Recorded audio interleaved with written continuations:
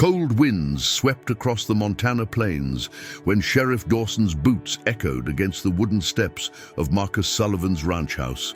Behind him stood 3 federal agents, their badges gleaming like accusations in the harsh winter light. Marcus knew why they had come before anyone spoke a word. "Marcus Sullivan," the lead agent announced, voice cutting through the prairie silence. "You're under arrest for violation of federal Indian placement laws. You've been harboring a minor without proper authorization." Inside the modest cabin, 7-year-old Ayana pressed her face against the frosted window, her dark eyes wide with confusion. She had been living with Marcus for 8 months now, ever since he found her half-frozen beside the river, abandoned and forgotten by a world that seemed determined to categorize her suffering. Marcus held up his weathered hands, calloused from decades of honest work. "She had nowhere else to go," he said quietly. "I found her eating scraps behind Miller's General Store. What was I supposed to do? Let her starve?" Agent Morrison stepped forward, clipboard in hand. "Federal law requires all Indigenous children be placed through proper channels. You had no right to take her in without court approval." "Proper channels?" Marcus's voice cracked with disbelief. "I called the county office 6 times. Each time they told me it would take months to process paperwork, while that child needed food and shelter immediately." Ayana had appeared in his life like a ghost made flesh. Marcus remembered that October evening vividly. He had been checking fence lines when he heard whimpering coming from the old oak grove. There she was, curled beneath a pile of rotting leaves, her lips blue from cold, wearing nothing but a torn dress and shoes held together with wire. Her mother, he later learned, had died from pneumonia on the reservation. Her father was unknown. The tribal council was overwhelmed with similar cases, and the federal system moved slower than winter molasses. So Ayana had simply fallen through every crack society could offer. Marcus had wrapped her in his coat that first night, carried her to his truck, and driven straight to the nearest hospital. When the doctors confirmed she was severely malnourished but otherwise healthy, they asked who would be responsible for her care. "I will," Marcus had said without hesitation. Nobody questioned him then. Maybe they assumed he was a relative, or maybe they were just grateful someone cared enough to help. For 8 months, Ayana had lived in his small ranch house, sleeping in the spare bedroom that had once belonged to his daughter before cancer took her away. She helped him feed the horses, learned to milk the 2 dairy cows, and slowly began to trust that food would appear at regular intervals. Marcus taught her to read using his late wife's old school books. Ayana was brilliant. She absorbed knowledge like desert sand soaks up rain. She learned to write her name in both English and her ancestral language, which Marcus had researched at the library. He drove her to town every Saturday so she could use the internet at the public library to learn about her tribal heritage. But someone had reported him. Someone had decided that a white rancher caring for an Indigenous child was improper, regardless of the circumstances. As the handcuffs clicked around his wrists, Marcus looked back at Ayana through the window. Tears streamed down her face as she watched her protector being taken away. "Don't let them send her back to the system," he pleaded with Sheriff Dawson. "She's been through enough." Sheriff Dawson, who had known Marcus for 30 years, looked uncomfortable. "Marcus, you know I can't make that call. This is federal jurisdiction now." News of Marcus's arrest spread through Cedar Falls like wildfire in dry grass. By evening, the local diner buzzed with heated discussions. Some folks supported the arrest, arguing that laws existed for good reasons and that proper procedures should have been followed. Others were outraged that a man could be imprisoned for showing basic human decency. Sarah Chen, who ran the local newspaper, had known Marcus since childhood. She remembered him as the kind of man who stopped to help strangers fix flat tires, who donated beef to the food bank every Christmas, who had never spoken an unkind word about anyone. The idea that he was some kind of criminal struck her as absurd. She began investigating the story, determined to uncover the full truth. What she discovered would shake the entire community to its core. During those first few days after Marcus's arrest, Ayanna was placed in emergency foster care with the Hendricks family in Billings, 2 hours away. The transition was traumatic for a child who had already experienced too much loss. She refused to eat, barely spoke, and spent most of her time staring out windows as if waiting for Marcus to come get her. Mrs. Hendricks, a well-meaning woman with 3 children of her own, tried everything she could think of to comfort Ayanna.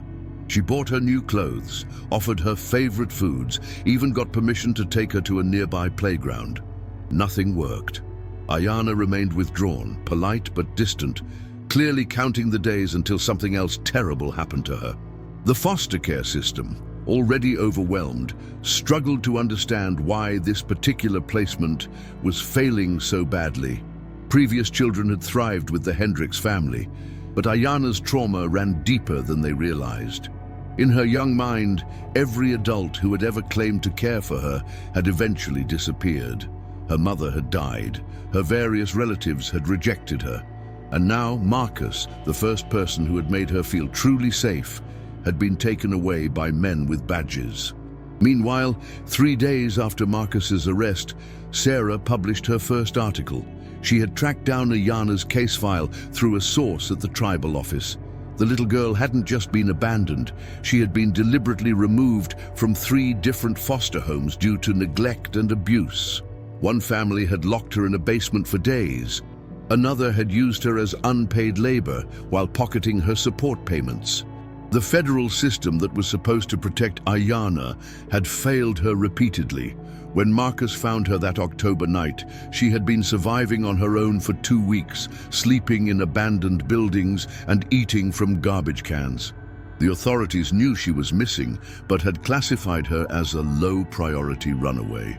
Sarah's article included photographs of Ayanna's condition when Marcus first brought her to the hospital. Malnourished, covered in flea bites, with infected cuts on her hands and feet. Medical records showed she had gained 20 pounds and grown 3 inches during her time with Marcus. Psychological evaluations indicated that for the first time in her young life, she felt safe and stable. Dr. Patricia Reeves, who had examined Ayanna, told Sarah, "Marcus Sullivan saved that child's life. When I see cases of true abuse and neglect, I know the difference. That little girl was thriving under his care." But the most shocking revelation came when Sarah tracked down Agent Morrison's background. She discovered that he had built his career on high-profile cases involving Indigenous child welfare, cases that often resulted in significant media attention and career advancement for him. His office had received an anonymous tip about Marcus, but Sarah suspected the motivation wasn't child welfare, but political opportunism. Agent Morrison had a pattern, Sarah discovered. Over the past 5 years, he had pursued similar cases against well-meaning individuals who had helped Indigenous children outside official channels. Each case had generated headlines and demonstrated his department's commitment to protecting Indigenous rights and maintaining proper procedures. But Sarah's investigation revealed that while Morrison pursued these high-profile cases, dozens of actual abuse situations went uninvestigated due to limited resources. Meanwhile, Marcus sat in the county jail, officially charged with kidnapping and violation of federal placement laws. His bail had been set impossibly high, ensuring he would remain imprisoned while awaiting trial. His lawyer, an overworked public defender, had little hope of mounting an effective defense against federal prosecutors. Each night, Marcus lay on his narrow cot, thinking about Ayanna. He wondered if she was eating, if she was having nightmares, if she understood why he had been taken away. The not knowing was worse than any physical discomfort the jail could offer. What Marcus didn't know was that Ayanna was indeed having nightmares. She woke up screaming most nights, calling for Grandpa Marcus and asking when he was coming home. The Hendricks family, despite their good intentions, felt increasingly helpless as they watched this traumatized child slip further into despair. Sarah's second article featured interviews with Marcus's neighbors and friends. Every single person described him as a man of integrity who had never harmed anyone in his life. They spoke of his devotion to his late wife during her cancer battle, his generosity during hard times, and his quiet faith that showed itself in actions rather than words. Emma Rodriguez, whose ranch bordered Marcus's property, told Sarah, "Marcus never asked for recognition or praise. He just saw a child in need and did what any decent human being should do. If that's a crime, then our laws are wrong." Tom Bearcloud, a member of the Tribal Council, provided another perspective in Sarah's third article. He explained that the reservation was overwhelmed with children in crisis and that federal funding for proper foster care was woefully inadequate. "Men like Marcus Sullivan are exactly what our children need," he said. "But instead of supporting people willing to help, the system punishes them for caring." Tom revealed that he had been trying to fast-track Ayana's placement with Marcus through official channels, but had been blocked by bureaucratic red tape and Agent Morrison's insistence on following proper procedure regardless of the human cost. Tom also shared something that hadn't been in any official reports. Ayana had a great-grandmother, Mary Crow Feather, who had been searching for her since her mother's death. Mary was 83 years old and lived on the reservation in a small house she had built with her late husband 40 years earlier. Under tribal law, Mary was Ayana's rightful guardian, but the federal system had never contacted her, despite her numerous inquiries about her great-granddaughter's whereabouts. The federal agents never even tried to find family within the tribe, Tom told Sarah. They assumed we couldn't care for our own children. Meanwhile, Mary has been grieving, thinking her great-granddaughter was lost forever. As Sarah's articles circulated, public opinion began to shift dramatically. Letters poured into the newspaper office, most expressing outrage at Marcus's treatment. An online petition demanding his immediate release gathered 10,000 signatures in 3 days. Local churches began fundraising for his legal defense. But the most powerful voice came when Sarah managed to arrange a meeting with Mary Crow Feather herself. The elderly woman had heard about Marcus's arrest through Tom Bearcloud and insisted on traveling to Cedar Falls to speak with the journalist who was telling Ayana's story. Mary arrived on a Tuesday morning, driven by her nephew in a pickup truck that had seen better decades. She moved slowly, leaning heavily on a carved walking stick, but her eyes were sharp and her voice carried the authority of someone who had lived through 8 decades of injustice and survival. "They take our children and tell us it's for their own good," Mary said, settling into the chair across from Sarah's desk. "But this white man, this Marcus, he didn't take her. He saved her. He gave her what her own people couldn't: safety, food, love. Now they punish him for having a good heart." Mary revealed that she had been trying to gain custody of Ayana through tribal courts, but had been told that federal jurisdiction took precedence. The same system that had failed to protect Ayana was now preventing her from being reunited with her own family. "I raised 4 children," Mary continued. "I buried my husband and 2 of my sons. I've seen war and poverty and government promises that turned to dust. But I never saw anything as foolish as putting a good man in jail for feeding a hungry child." Mary also revealed details about Ayana's early life that painted an even more heartbreaking picture of the system's failures. Ayana's mother, Mary's granddaughter, had struggled with alcohol addiction after losing her job and housing on the reservation. When she became pregnant with Ayana, Mary had offered to help raise the child, but bureaucratic barriers and her granddaughter's pride had prevented the arrangement. After Ayana's birth, her mother had moved between various towns and cities, trying to find work and stability. During this period, Ayana had been placed in multiple foster homes, each placement lasting only a few months before something went wrong. The constant disruption had made it nearly impossible for Mary to maintain contact with her great-granddaughter. When Ayana's mother died, Mary had immediately contacted social services to offer her home as placement for the child. But she was told that her age and the condition of her house on the reservation made her unsuitable as a guardian. No one had bothered to visit her home or interview her about her capabilities as a caregiver. "They never asked if I had raised children successfully," Mary told Sarah. "They never asked if I could provide love and stability. They just looked at my age and my address and decided I wasn't good enough." Sarah's fourth article, featuring Mary's story, became the tipping point. National media outlets picked up the story, and suddenly the small town of Cedar Falls found itself at the center of a national debate about child welfare, Indigenous rights, and the intersection of federal and tribal law. Protesters began gathering outside the courthouse where Marcus was being held. Signs read, "Free Marcus Sullivan," and "Compassion is not a crime." But the protests weren't just from the local community. Tribal members drove from reservations across 3 states to show their support for the man who had cared for one of their own. The protests were peaceful but persistent. Every day, people gathered to hold signs, sing songs, and share stories about children who had been failed by the system. Many of the protesters were foster parents, social workers, teachers, and others who worked with vulnerable children and understood the impossible gaps between policy and reality.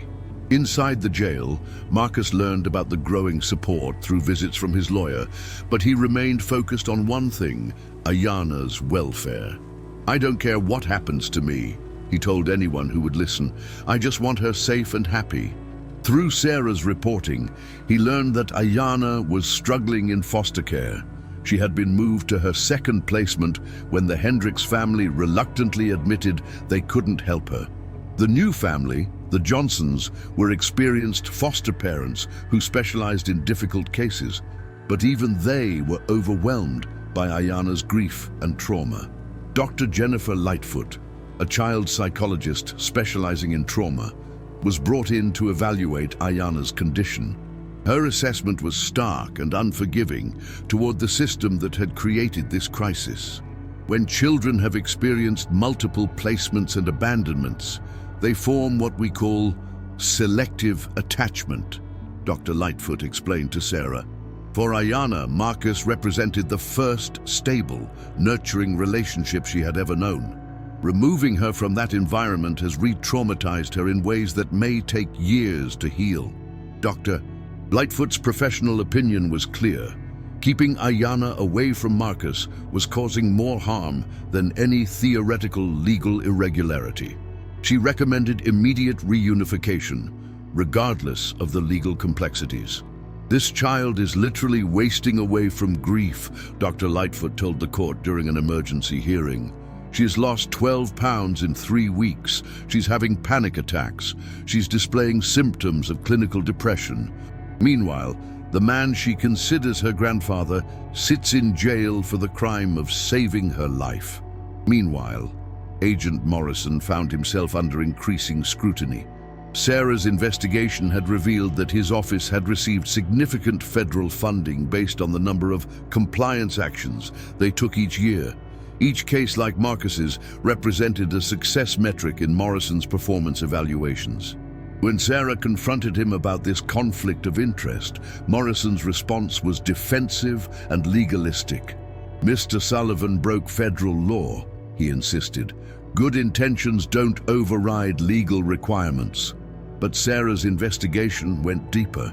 She discovered that Morrison's office had consistently ignored actual cases of abuse and neglect involving Indigenous children while pursuing high-profile cases against people like Marcus. 3 children had died in state custody, while Morrison's office focused on cases that generated media attention rather than addressing real threats to child safety. One particularly damning piece of evidence came from Morrison's own emails, obtained through a Freedom of Information Act request. In one message to his supervisor, Morrison wrote, "The Sullivan case is generating exactly the kind of visibility we need to demonstrate our commitment to Indigenous child welfare. This could be the case that makes my career." Federal prosecutors, recognizing the public relations nightmare they faced, began looking for a way to resolve the situation without admitting wrongdoing. They offered Marcus a plea deal: plead guilty to a misdemeanor charge, accept probation, and promise never to take in another child without proper authorization. Marcus's response was immediate and unequivocal: no. His public defender was shocked. "Marcus, this gets you out of jail immediately. You could be home tonight." "And what happens to Ayana?" Marcus asked. "What happens to the next child who needs help while the system takes months to process paperwork? I won't plead guilty to saving a child's life." Marcus's refusal to accept the plea deal sent shockwaves through the legal community. Most defendants would have jumped at the chance to avoid felony charges and prison time. His principled stand, despite personal cost, only strengthened public support for his cause. During this period, something remarkable began happening in the community. People who had never met Marcus or Ayana began organizing to support them. Churches held fundraisers. Schools collected supplies for children in foster care. Local businesses donated services for Marcus's legal defense. But perhaps most significantly, other families began coming forward with their own stories of bureaucratic failures in child welfare. Sarah's newspaper received dozens of letters from parents, relatives, and concerned citizens who had tried to help children in crisis, only to be blocked by red tape and threatened with prosecution.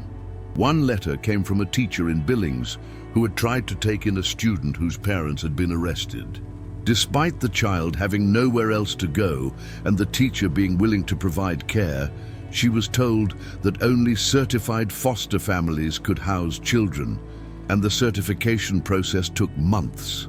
Another letter came from a grandmother in Missoula who had been denied custody of her grandchildren because her house didn't meet specific square footage requirements, even though the children were currently living in overcrowded group homes. The pattern was clear. A system designed to protect children was instead creating barriers that prevented children from finding safety and stability with people who cared about them. Sarah's fifth article featured interviews with legal experts who argued that Marcus's case represented a fundamental conflict between moral obligation and legal technicality. Professor Janet Williams from the University of Montana Law School wrote, "When human decency conflicts with bureaucratic procedure, we must ask ourselves what kind of society we want to be." Professor Williams also pointed out that similar cases in other states had been resolved without prosecution when authorities focused on the best interests of the child rather than strict adherence to procedure.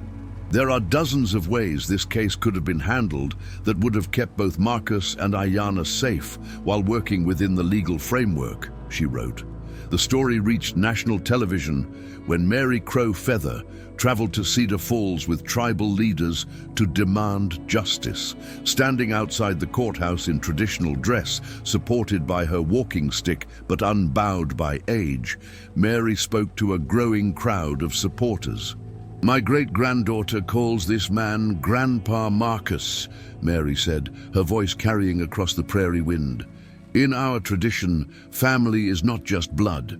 Family is who cares for you when you need it most. This man is family." Mary's presence transformed the narrative. This was no longer just about a white rancher and federal bureaucracy. It was about respecting indigenous traditions of family and community, while acknowledging the reality of a system that had repeatedly failed vulnerable children. Tribal attorney Robert Standing Bear filed a motion in federal court arguing that Marcus had acted within the principles of tribal law, which recognized kinship through care and commitment rather than just blood relations. He argued that prosecuting Marcus violated tribal sovereignty and traditional concepts of child welfare. Under tribal law, Standing Bear explained to Sarah, Marcus Sullivan became Ayana's grandfather the moment he chose to care for her as family. Our traditions recognize that family relationships are created through commitment and love, not just genetics. The motion created a legal precedent that could reshape how Indigenous child welfare cases were handled across the country. It forced federal courts to grapple with questions of cultural competency and the intersection of different legal traditions. As winter deepened, Ayana's condition continued to worsen. She had been hospitalized twice for dehydration and malnutrition. She simply refused to eat consistently in any placement except with Marcus. Child psychologists warned that her deteriorating mental health could have lasting effects if the situation wasn't resolved soon.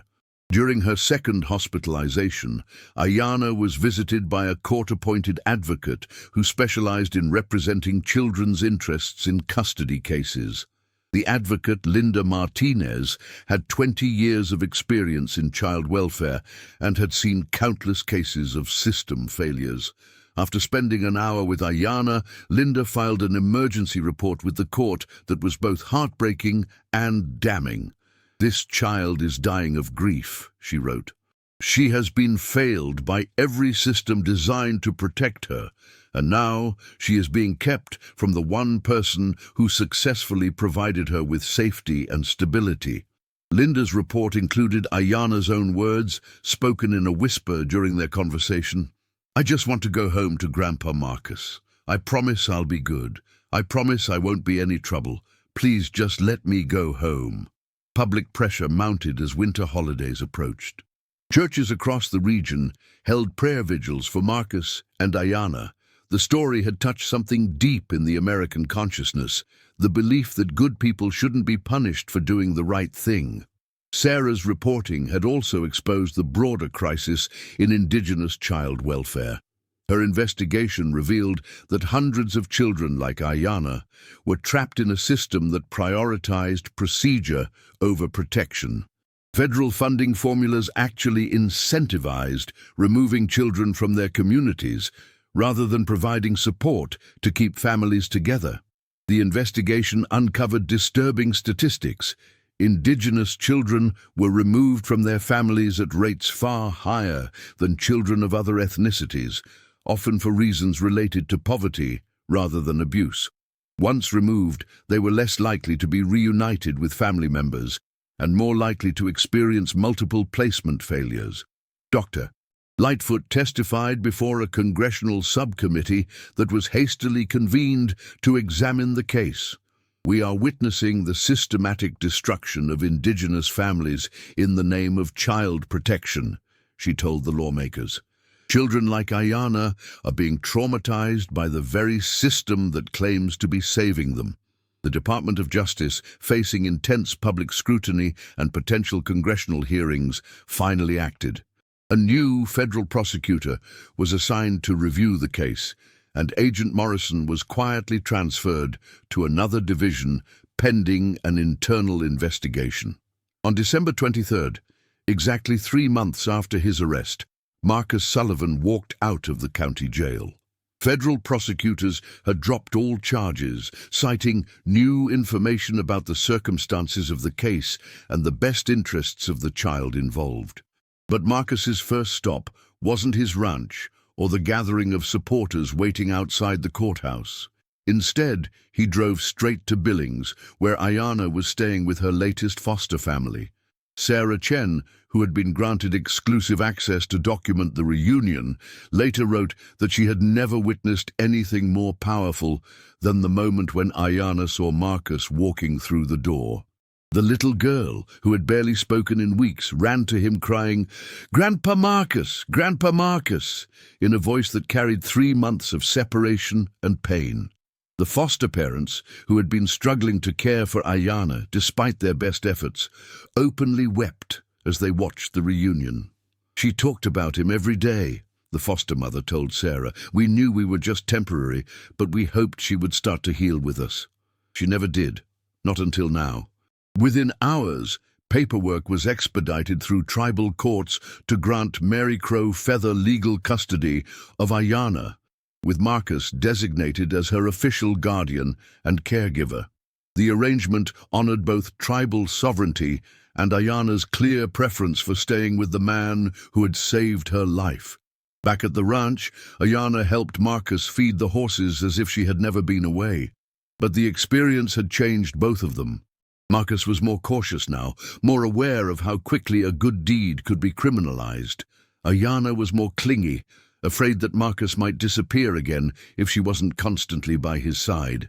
Mary Crowfeather moved into the guest bedroom, bringing with her the wisdom of 8 decades and a deep knowledge of traditional healing practices.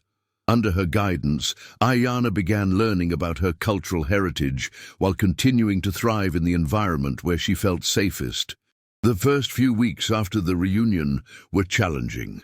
Ayana suffered from nightmares and separation anxiety.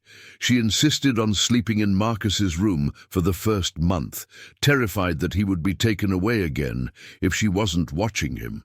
Marcus, meanwhile, struggled with his own trauma from the imprisonment. He found himself checking the locks on doors obsessively and jumping at unexpected sounds. But slowly, with Mary's gentle guidance and Ayana's healing presence, both began to recover from their ordeal. Mary proved to be not just a cultural connection for Ayana, but a bridge between the ranch and the broader indigenous community.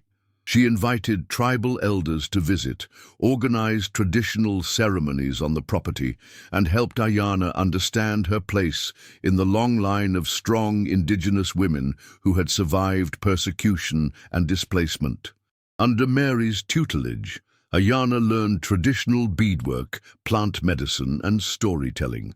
She also learned about the history of her people, including the painful legacy of children being forcibly removed from their families and placed in boarding schools designed to eliminate indigenous culture. "What happened to you was not new," Mary told Ayana one evening as they worked on a beading project together. "Our people have been fighting to keep our children safe for generations. But you have something special. You have both worlds now. You have your tribal heritage, and you have a grandfather who chose to love you. That makes you very powerful." Sarah's final article in the series was published on New Year's Day. It wasn't about legal victories or political implications. It was about a little girl helping an old rancher fix a fence while her great-grandmother taught her traditional beadwork in the kitchen. "Some stories don't have clear heroes and villains," Sarah wrote. "But this one does. The hero is anyone who sees a child in need and acts with love rather than fear. The villain is any system that punishes compassion and rewards indifference." Marcus never sought recognition for what he did. When reporters asked him about his experience, his answers were always brief. "I saw a child who needed help," he would say. "Any decent person would have done the same thing." But Ayana, now confident and healthy, had a different perspective. During a school presentation about families, she stood before her classmates and explained, "Grandpa Marcus taught me that family isn't just the people you're born to. Family is the people who choose to love you every day, even when it's hard." Agent Morrison was eventually forced into early retirement after Sarah's investigation revealed a pattern of prioritizing career advancement over child welfare. The federal system that had prosecuted Marcus was slowly reformed, with new guidelines emphasizing the best interests of children over bureaucratic compliance. Several other cases similar to Marcus's were quietly dropped or resolved without prosecution. The precedent set by tribal attorney Standing Bear's motion began influencing indigenous child welfare cases across the country, giving tribal communities more voice in determining what constituted appropriate placement for their children. But perhaps the most lasting change was in how people in Cedar Falls and surrounding communities approached child welfare. Marcus's case had shown them that sometimes following the law and doing the right thing weren't the same, and that moral courage sometimes required accepting personal risk to protect the vulnerable. 5 years after Marcus's vindication, unexpected visitors arrived at the ranch. A black sedan pulled up the dusty drive, and out stepped a woman in an expensive suit, accompanied by a younger man carrying a briefcase. Ayana, now 12 and confident in her movements, watched from the kitchen window as Marcus walked out to greet them. "Mr. Sullivan," the woman said, extending a manicured hand. "I'm Jennifer Walsh from the Department of Health and Human Services in Washington. We'd like to discuss a proposition with you." Marcus accepted her handshake warily. He had learned to be suspicious of government officials bearing propositions. "What kind of proposition?" "We've been following your case and the success you've had with Ayana.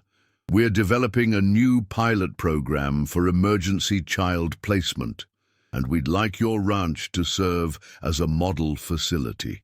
Inside the house, Mary Crow Feather listened from her rocking chair, her weathered hands never pausing in their beadwork. She had lived through enough government promises to remain skeptical of sudden federal interest in Marcus's methods. "What exactly are you proposing?" Marcus asked, gesturing for them to sit on the porch rather than inviting them inside. The younger man opened his briefcase and pulled out a thick folder. "Federal funding to expand your facilities, official certification as a therapeutic placement home, and a salary for your services. You'd be working within the system instead of outside it." Ayana crept closer to the window, straining to hear the conversation. She understood enough about adult negotiations to know that this could change everything about their quiet life. "There would be oversight, of course," Ms. Walsh continued. "Regular inspections, mandatory reporting, compliance with federal guidelines. But you'd be able to help more children, and you'd never again face the legal troubles you experienced before." Marcus was quiet for a long moment, his eyes scanning the familiar landscape of his property. He thought about the children who had stayed with them over the past few years, emergency placements that social workers had arranged unofficially, knowing that his ranch provided stability while permanent homes were found. "How many children are we talking about?" he asked finally. "The facility could accommodate up to 12 children at a time," the man replied enthusiastically. "We'd provide funding for additional staff, expanded housing, even a small school building if needed." Mary Crow Feather stood up from her chair and walked slowly to the porch, her presence immediately shifting the dynamic of the conversation. She had not spoken to government officials in decades, but she recognized the familiar pattern of promises wrapped in bureaucracy. "Grandmother," Ayana whispered, appearing at Mary's side, "what do they want?" "They want to make this place official," Mary replied quietly, her eyes never leaving the visitors. "Turn it into an institution." Marcus heard her words and felt something cold settle in his stomach. He looked at the government officials with their clean clothes and official documents, then at his simple ranch house, where Ayana's drawings were taped to the refrigerator, and Mary's traditional medicines hung drying from the kitchen beams. "Ms. Walsh," Marcus said slowly, "when I found Ayana, she was eating garbage and sleeping in abandoned buildings. The system you represent had written her off as a runaway. Now you want to systematize what happened here? Mr. Sullivan, we've learned from our mistakes. Your case helped us understand that we need more flexibility, more responsiveness to individual needs." Mary Crow Feather stepped forward, her voice carrying the authority of her years. "Young woman, my people have heard these promises before. You want to take something that grows naturally and force it into your forms and regulations. But family cannot be manufactured by government programs." The federal officials looked uncomfortable. They had clearly expected Marcus to jump at the opportunity for legitimacy and funding. Ayana tugged on Marcus's sleeve. "Grandpa Marcus, does this mean more kids like me could come here?"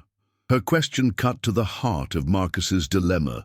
He genuinely wanted to help more children, but he feared that federal oversight would destroy the very qualities that made his ranch a healing place. "If I accepted your proposal," Marcus asked, "what would happen when I disagreed with your guidelines, when a child needed something your regulations didn't allow?" Ms. Walsh's smile became strained. "Well, there would be proper channels for requesting exceptions, review boards to evaluate special circumstances." "How long would those reviews take?" Mary interjected. "Typically 30 to 60 days for non-emergency situations." Marcus stood up abruptly. 30 days. "When Ayana came here, She needed food and safety that night, not in 30 days after a review board met. The younger man pulled out more documents.